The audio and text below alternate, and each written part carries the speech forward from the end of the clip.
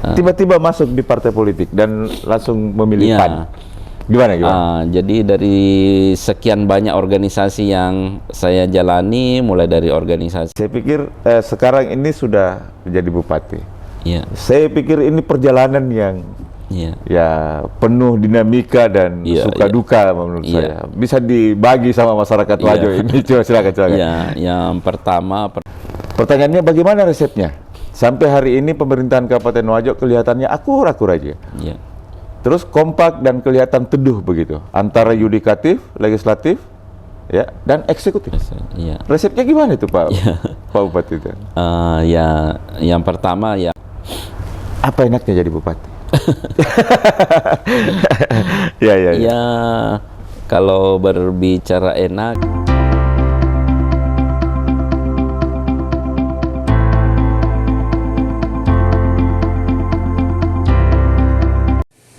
Kupas Tuntas.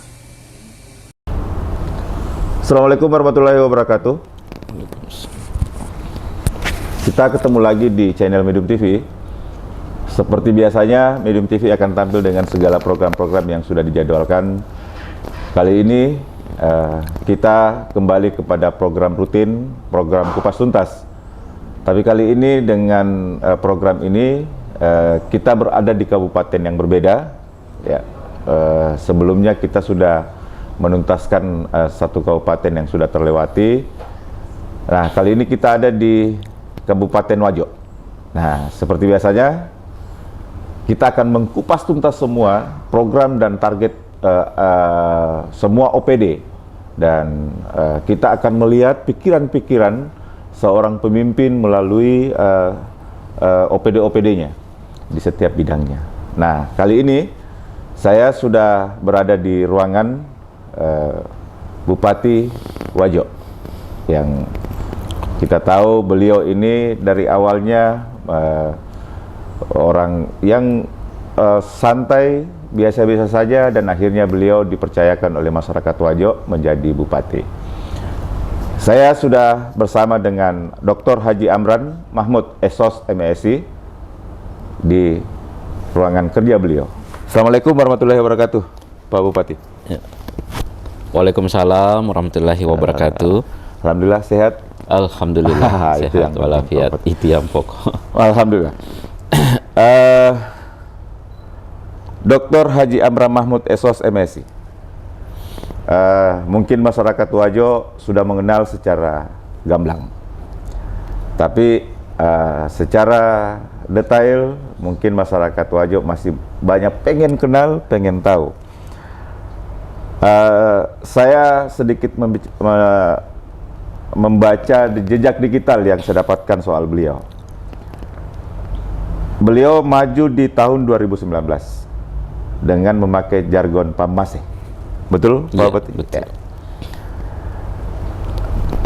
Sosok pekerja, keras, cepat tanggap, jiwa sosial, dan murah senyum. Nah, itu yang masyarakat tahu.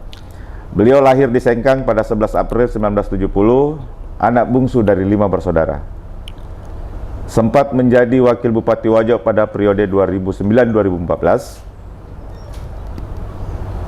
Beliau sempat menyandang dipercayakan oleh masyarakat Wajo sebagai ulama, ustadz, ya, pengusaha, akademisi yang dikenal masyarakat di Kabupaten Wajo.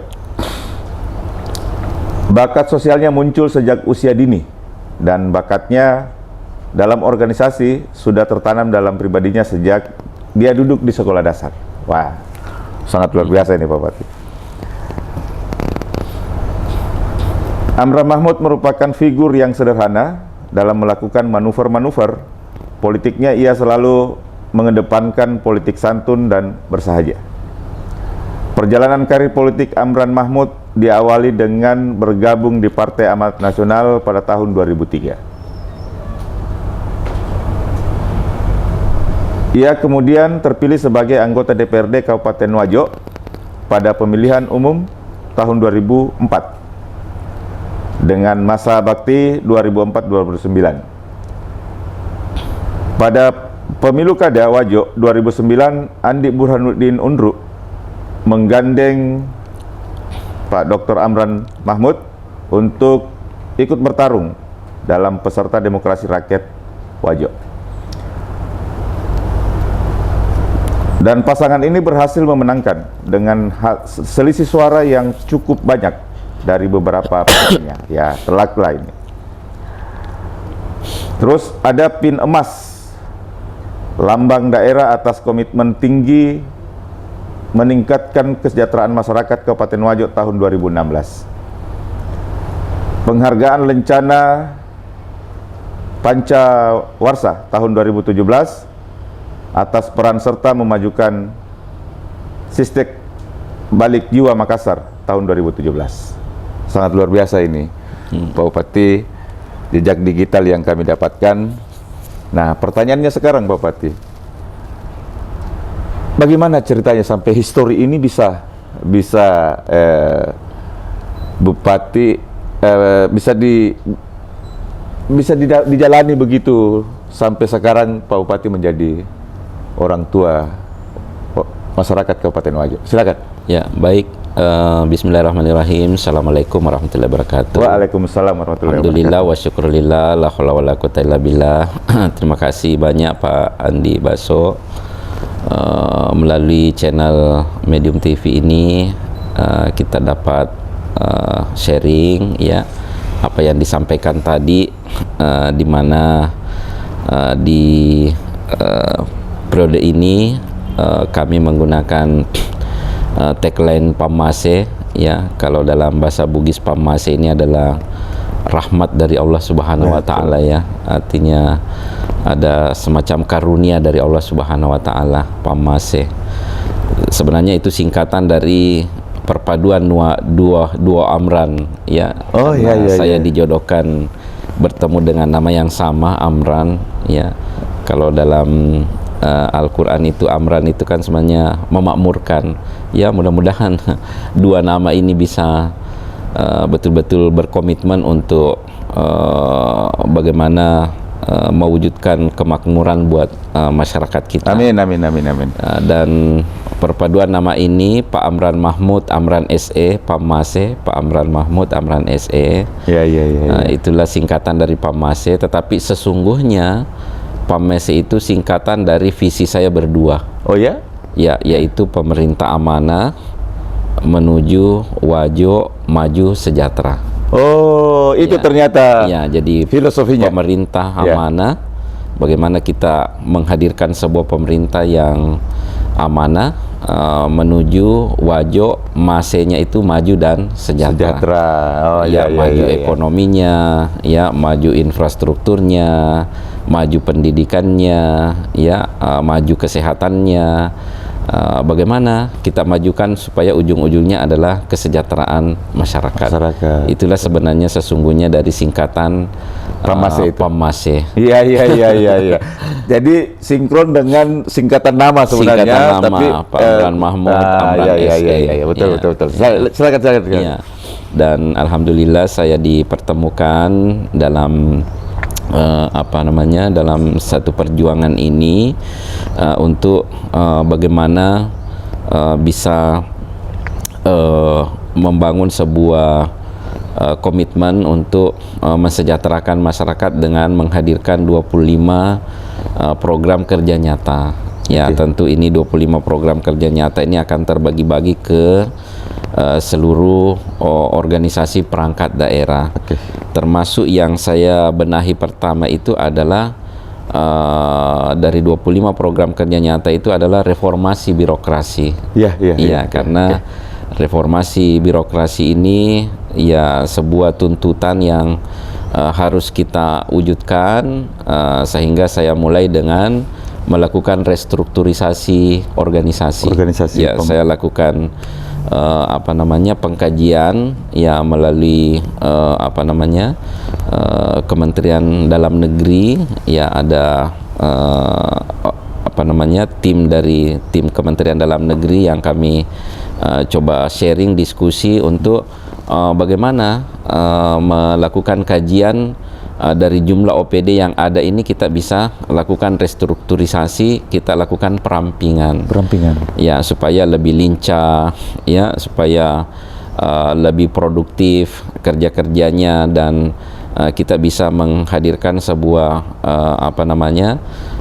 keinginan dalam pemerintahan, yaitu meritokrasi, yaitu sistem merit, ya, bagaimana bisa bekerja profesional, bagaimana bisa berkinerja tinggi, dan memiliki integritas.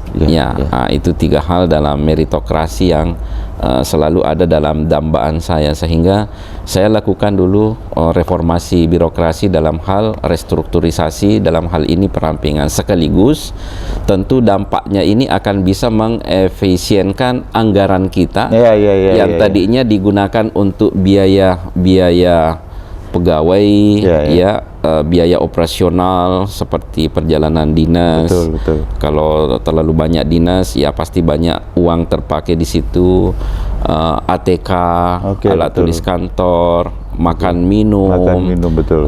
Operasional birokrasi itu bisa kita press untuk bisa kita alihkan menjadi biaya publik. Menjadi jalanan, menjadi perbaikan sekolah, menjadi pembangunan irigasi yang bisa bersentuhan langsung dan dirasakan langsung oleh masyarakat kita. Dan alhamdulillah dari 39 perangkat daerah atau dinas yang ada di Wajo, saya press menjadi 27. Dari 39 menjadi 27. Berarti 12 itu ya? Ya, ada 12 OPD yang kita gabungkan. Betul. Jadi ada 3 OPD jadi 1, supaya ini kita perkuat di bidangnya.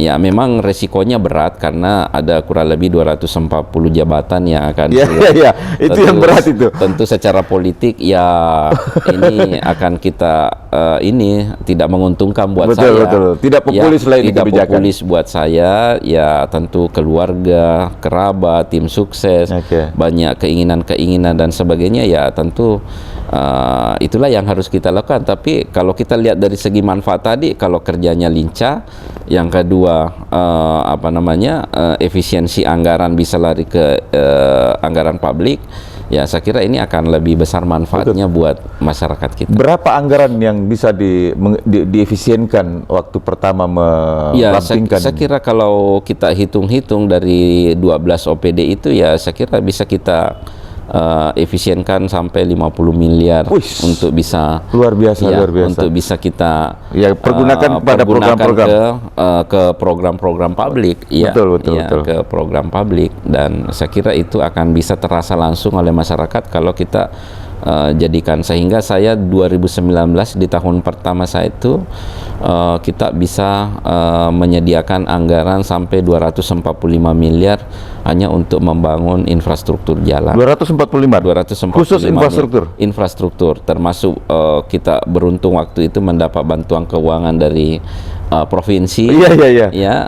Di penghujung tahun itu saya dapat bantuan keuangan daerah dari provinsi. Alhamdulillah kita bisa menuntaskan banyak infrastruktur jalan, karena saya berpikir dari 25 program kerja nyata kami itu, selain tadi reformasi birokrasi yang sangat didamba-dambakan masyarakat itu adalah pembangunan infrastruktur. Betul. Makanya saya berani dulu membuat satu program itu namanya 1000 jalan mantap, 1000 kilometer jalan mantap. 1000 kilometer jalan mantap. Karena ada 1000,8 kilometer jalan di Wajo ini, boleh dikata baru sekitar 35% itu kondisinya mantap. Masih lebih banyak yang tidak mendukung untuk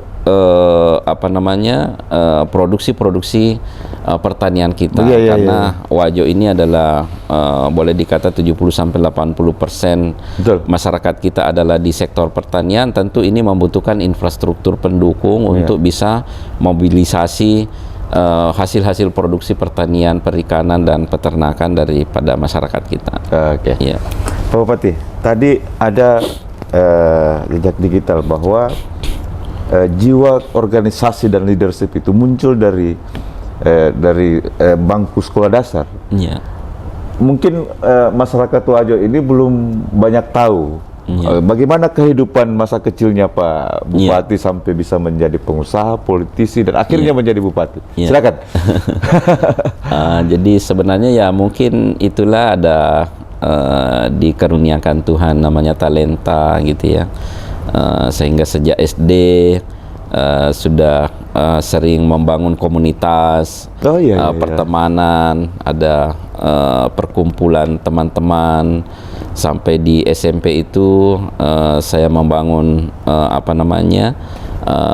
kelompok-kelompok pelajar yang positif untuk bisa kita berinteraksi, saling beri manfaat. Ya, termasuk di situ muncul jiwa-jiwa entrepreneur saya juga.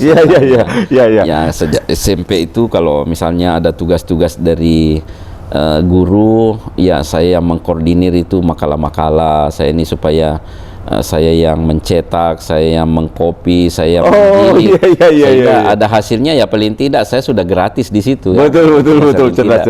Jadi tidak setidak-tidaknya begitu. Sampai SMA begitu saya jalani.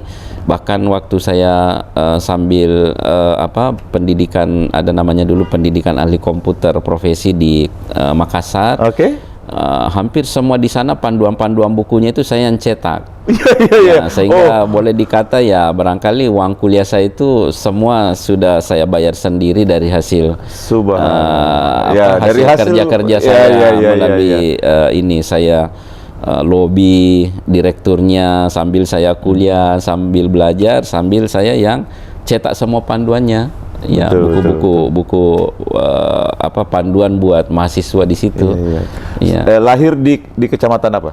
Saya di Kecamatan Kota di Tempe, pasnya di Lapak Dupa di Kota Sengkang. Ya, di situ saya dilahirkan. Dan itulah tadi jiwa-jiwa entrepreneur itu muncul ya, sehingga ya mungkin itu ada membawa saya menjadi pengusaha, tapi saya masuk di dunia usaha pendidikan. Jadi mungkin itulah yang membuat tadi kolaborasi entrepreneurship menjadi akademisi juga.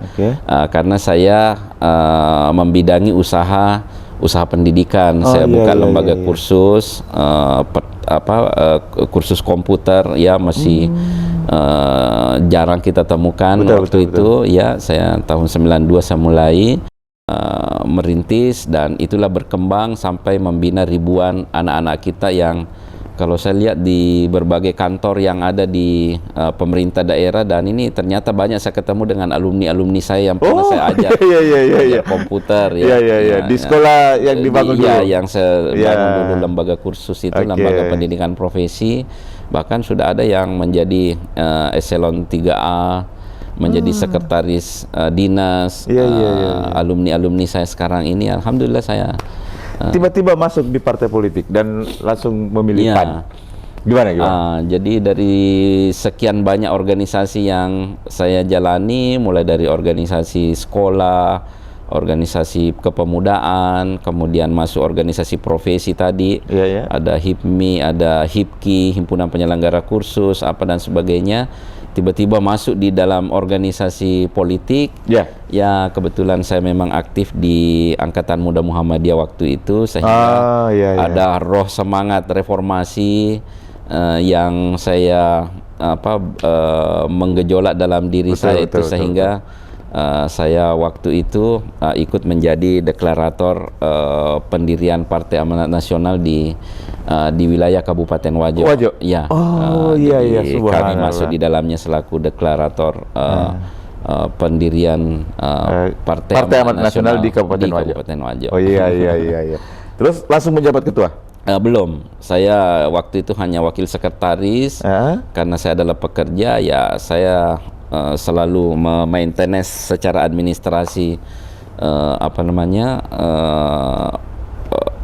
partai politik ini. Akhirnya alhamdulillah diberikan kepercayaan jadi sekretaris.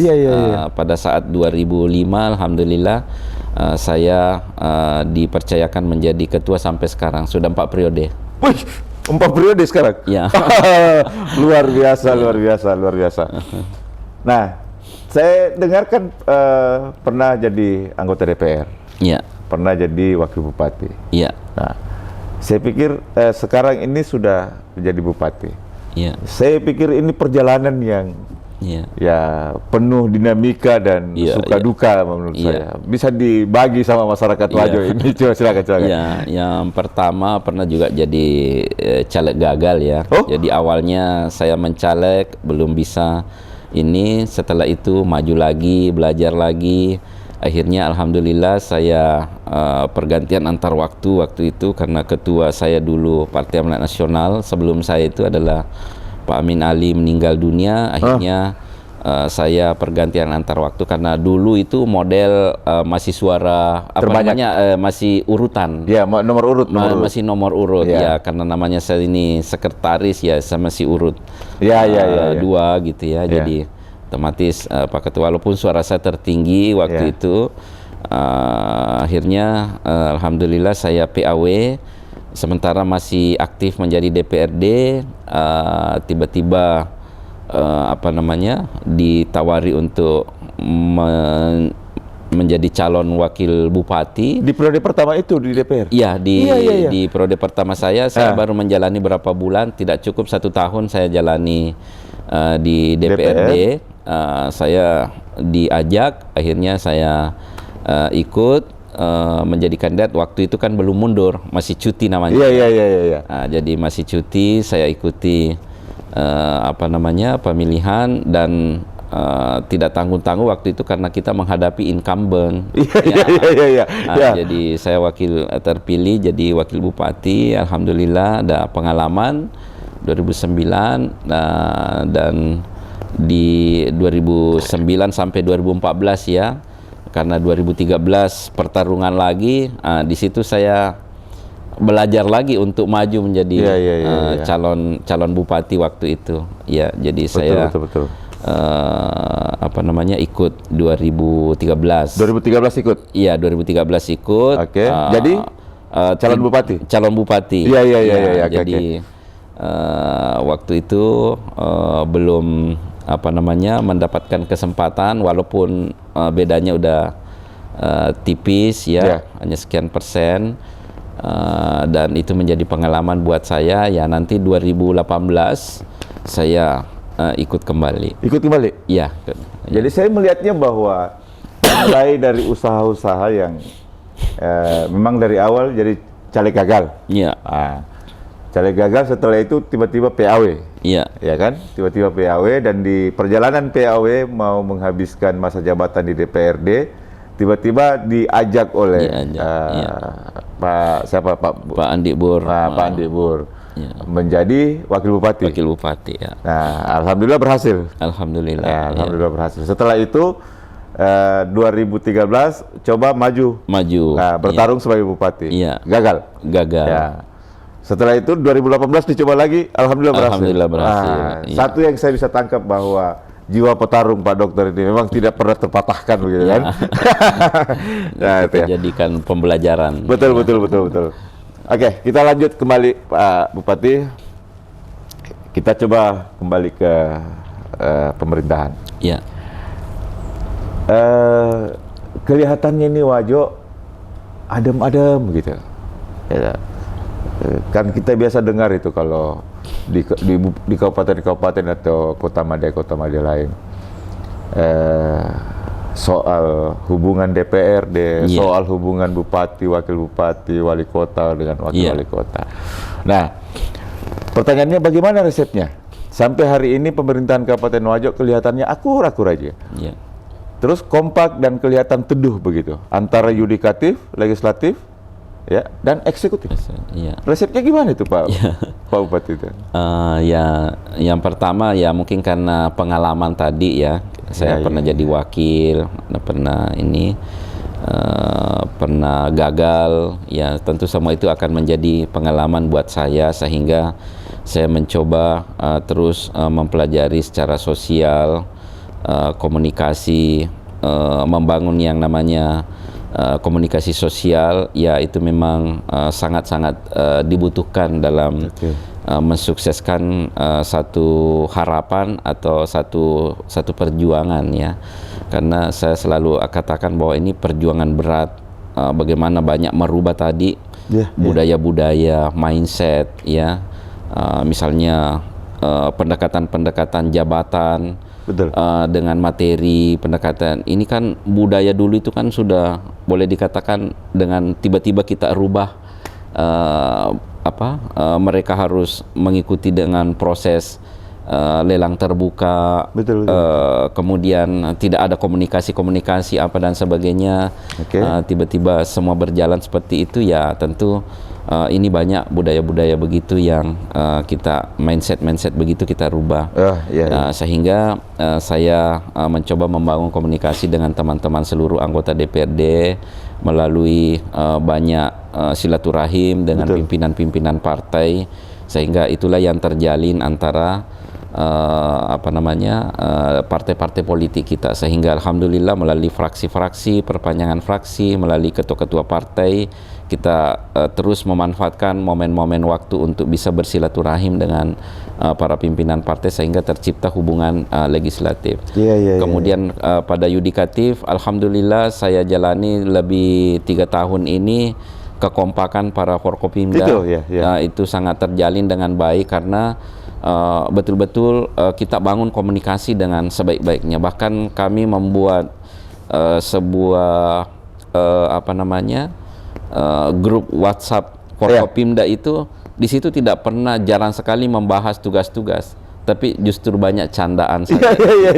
Betul. Jadi kita jarang di situ membuat agenda, membuat apa, mau membahas masa, kecuali kalau urgen baru kita gunakan itu grup WhatsApp. Tapi di situ hanya candaan aja.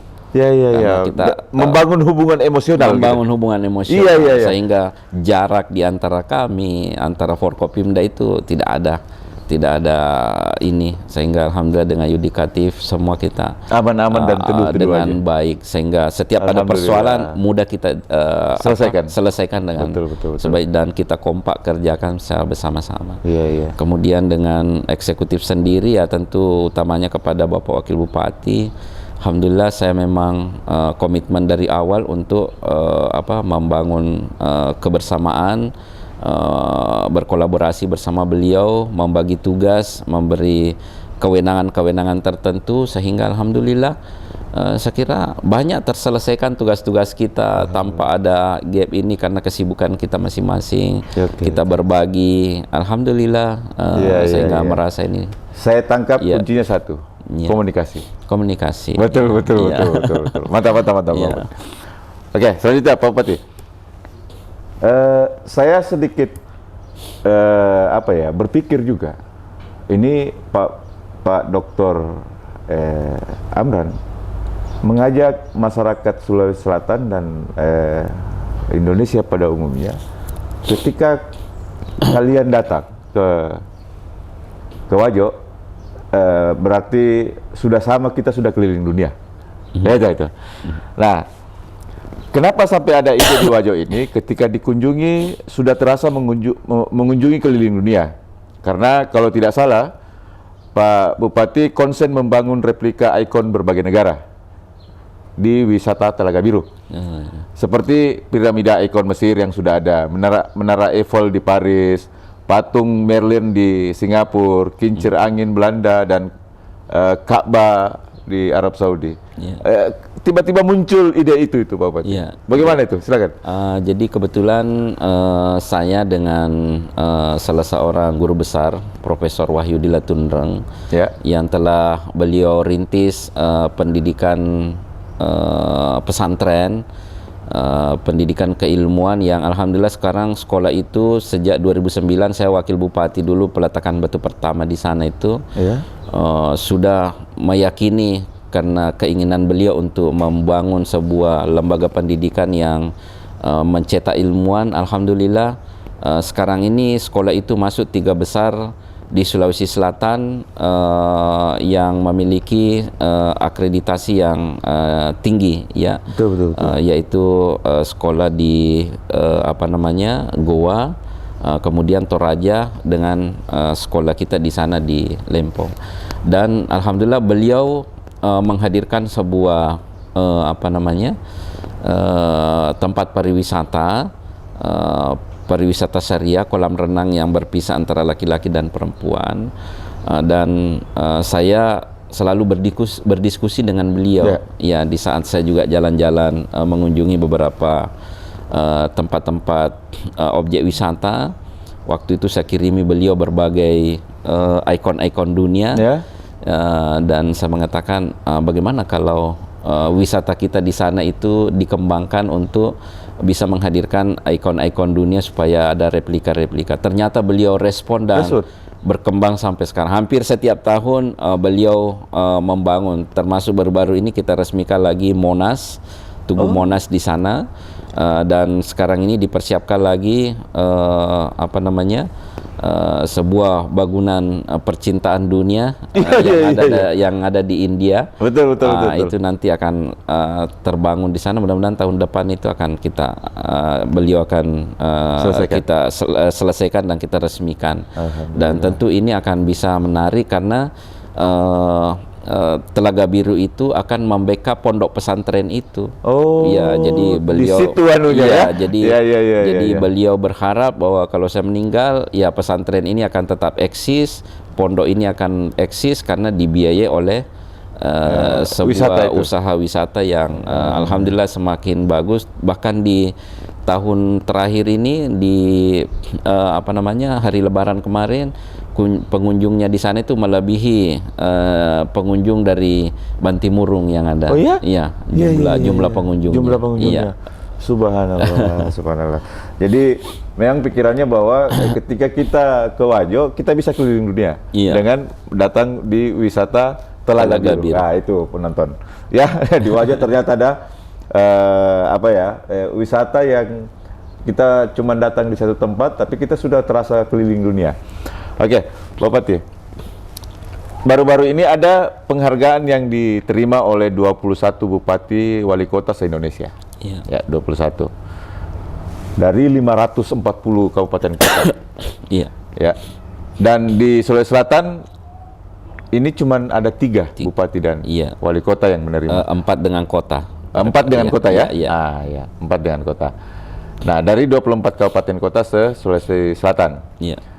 Dan Dr. Amran adalah salah satu bupati yang menerima penghargaan anugerah kualitas pengisian jabatan pimpinan tinggi tahun 2021 dengan kategori baik.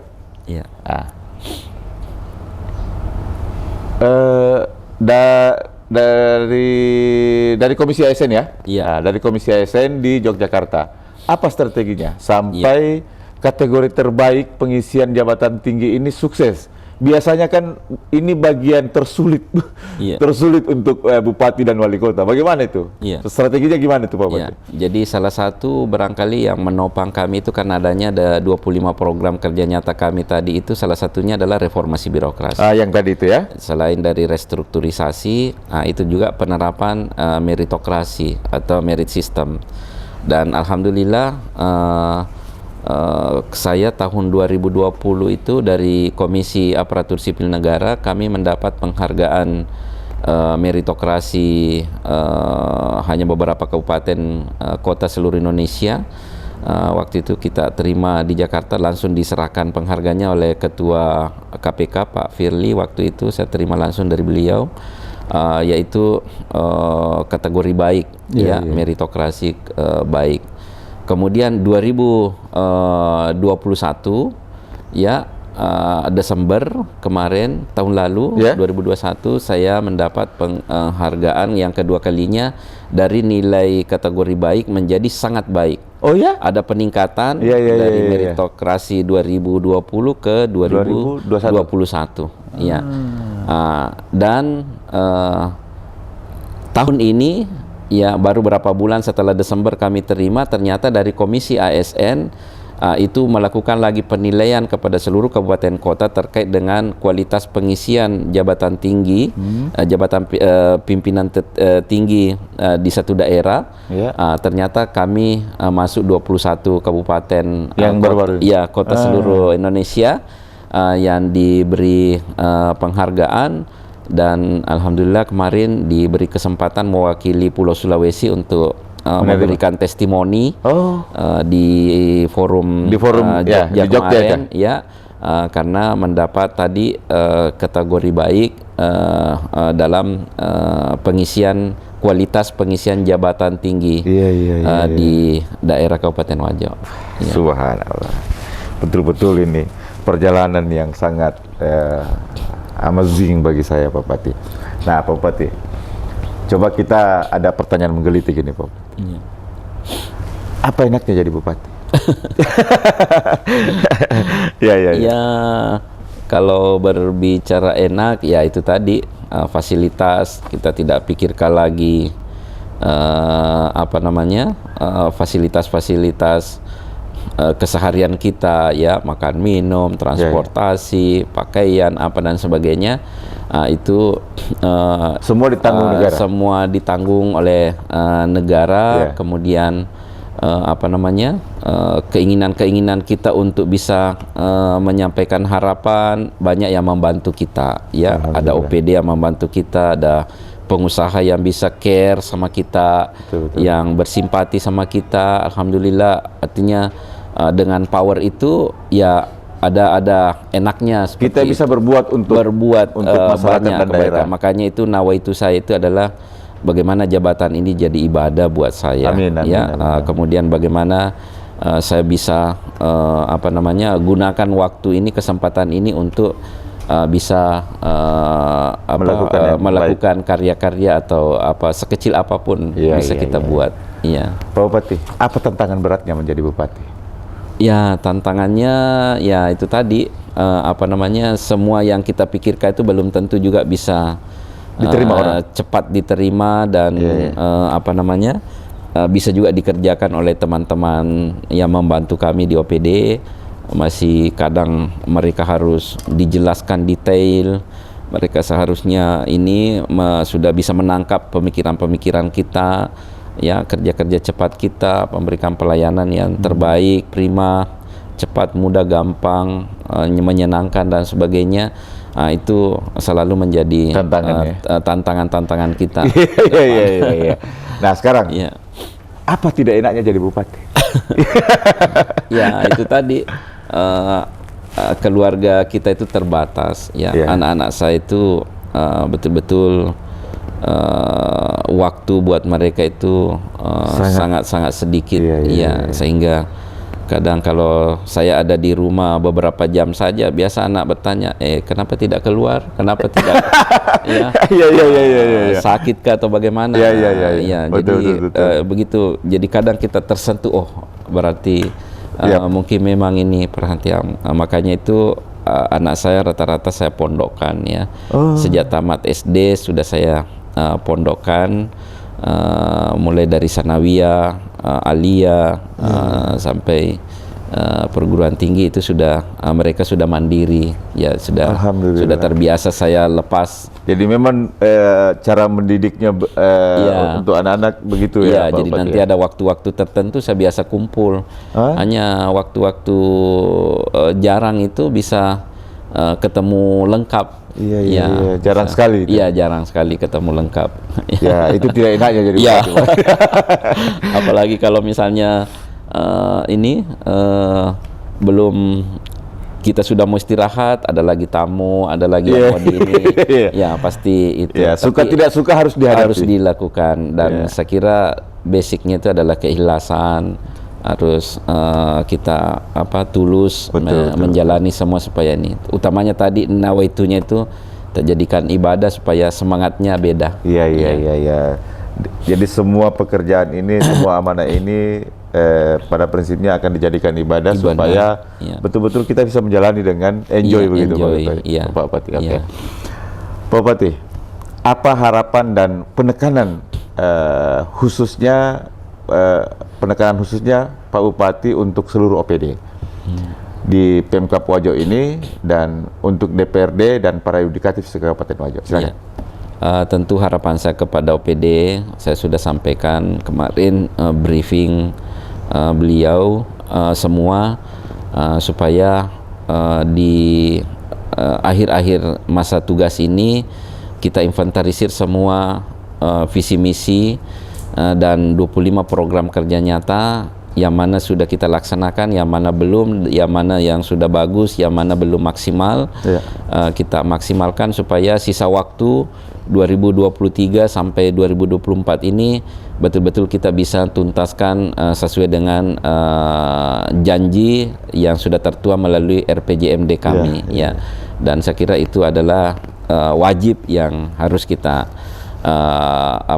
laksanakan. Kemudian harapan kami juga tentunya kepada teman-teman di DPRD, di legislatif, tentu bagaimana sinergitas ini bisa berjalan dengan baik walaupun akan menghadapi tahun politik. Biarlah dinamika politik itu berjalan, tapi jangan sampai mengganggu kegiatan-kegiatan pelayanan kita, pemerintahan kita, agar masyarakat tetap terjaga dan terlayani dengan baik. Dan juga demikian yudikatif, kekompakan melalui Forkopimda dan kerja-kerja sinergitas kolaborasi kami dengan para yudikatif, tentu tetap kita bersama-sama menegakkan hukum, mengedukasi masyarakat kita. Kemudian tantangan-tantangan besar di masyarakat kita bisa lakukan secara bersama-sama. Contohnya misalnya pernikahan dini, Nah, tentu ini harus kita terlibat semua, mengedukasi secara hukum, mengedukasi secara sosial, mengedukasi secara kesehatan, pendidikan. Ya, bayangkan kalau misalnya anak-anak cepat dinikahkan, belum cukup umur, sekolahnya terputus, pendidikannya, kemudian keturunannya juga tidak bisa maksimal karena reproduksi tubuhnya belum siap, mentalnya dan sebagainya, ekonominya juga begitu. Tentu ini semua menjadi perlu edukasi buat masyarakat. Terakhir, Pak Bupati, apa pesan dan harapan Pak Bupati untuk masyarakat Wajo? Ya, tentu harapan besar kami bagaimana masyarakat Wajo ini tetap kompak, tetap menjaga ukhuwah silaturahim, politik jalan, silakan, kita juga semakin dewasa, teredukasi menghadapinya, supaya politiknya juga, pesta demokrasinya juga semakin berkualitas, masyarakat juga semakin bisa lebih dewasa menghadapi perbedaan, jangan alergi dengan kritikan, jangan alergi dengan berbeda, tapi jadikanlah semua itu menjadi bahan-bahan positif buat kita untuk terus bersama-sama berbenah, sehingga daerah kita ini yang memiliki potensi sumber daya alam yang sangat luar biasa bisa terkelola dengan maksimal kalau menghadirkan pemerintahan yang baik, pemerintahan yang legitimate, kemudian ada kepercayaan yang bagus, trust, kemudian pendidikan berjalan dengan bagus, kesehatan juga buat masyarakat, kemudian ekonomi semakin baik. Alhamdulillah kami sudah tembus 6,77%. Pertumbuhan ekonomi kami itu di atas pertumbuhan nasional dan pertumbuhan provinsi.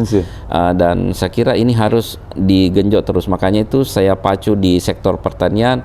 Pokoknya 2024 capai 1 juta ton. Kita sekarang ini sudah capai di atas 800.000 ton. 800.000 ton. Jadi setiap tahun itu naik kurang lebih 50.000 sampai 100. Mudah-mudahan 2024 ini saya sudah briefing bagaimana mencapai 1 juta ton. 1 juta ton. Bagaimana strategi-strategi kita di sektor-sektor pertanian ini kita genjot agar semua produksi-produksi pertanian bisa maksimal, dan itu akan bisa berdampak baik buat ekonomi seluruh sektor-sektor yang lain. Pak Bupati, terakhir sekali.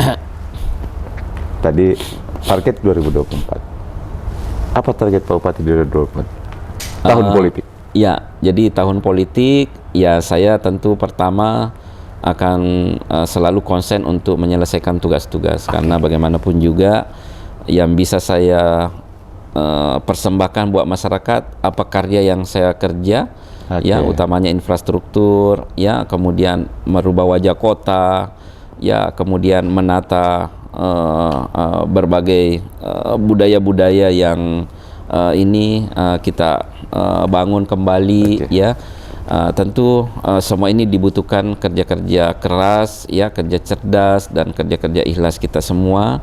Sehingga saya berharap kepada seluruh masyarakat, mari kita sambut 2024 ini semakin cerdas dalam berpolitik. Kita tingkatkan pesta demokrasi ini menjadi demokrasi yang berkualitas. Apalagi Wajo ini dikenal sebagai peletak dasar demokrasi, karena dulu di masa kerajaan Wajo itu sudah ada namanya Arung Patapulo, ada Arung Nenge, yang menjadi representasi daripada masyarakat, sehingga raja itu atau Arung Matua waktu itu tidak serta-merta keinginannya, tapi harus meminta pertimbangan dari Arung Nenge atau Arung Patapulo. Sehingga ini harus kita jaga. Wajo ini harus cerdas dalam berdemokrasi, sehingga kami terus melakukan edukasi politik buat masyarakat, baik di tingkat pemula ini, supaya semakin hari semakin cerdas, tidak pragmatis,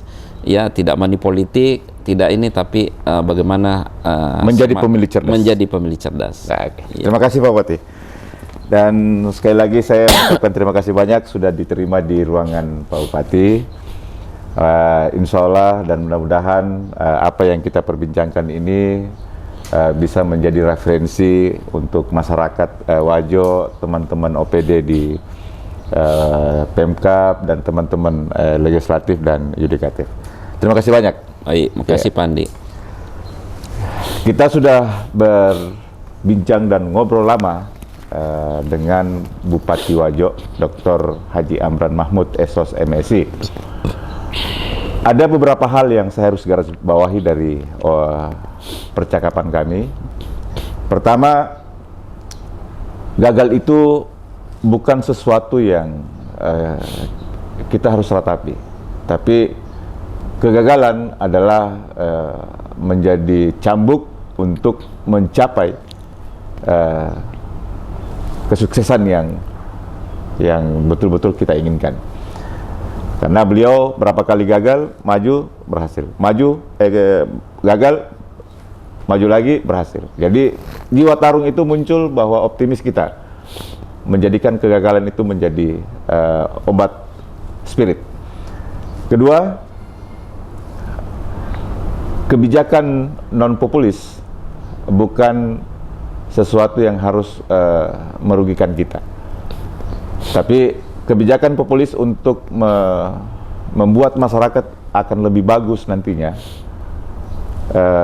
tidak apa-apa kita ambil, dan risiko itu ditanggung oleh beliau sebagai bupati, dan akhirnya bisa memperlihatkan kepada masyarakat bahwa kebijakan populis ini hasilnya lebih besar dibanding pikiran-pikiran yang negatif selama ini.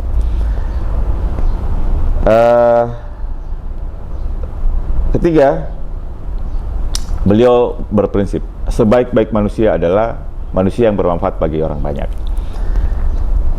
Dan terakhir, ini menggelitik bagi saya bahwa beliau ini selalu mempersiapkan dirinya. Di ujung kepemimpinan beliau ini, beliau akan menuntaskan semua program-program dan janji-janji beliau pada pilkada sebelumnya, dan sekarang juga beliau tetap konsen menyelesaikan semua tugas-tugasnya.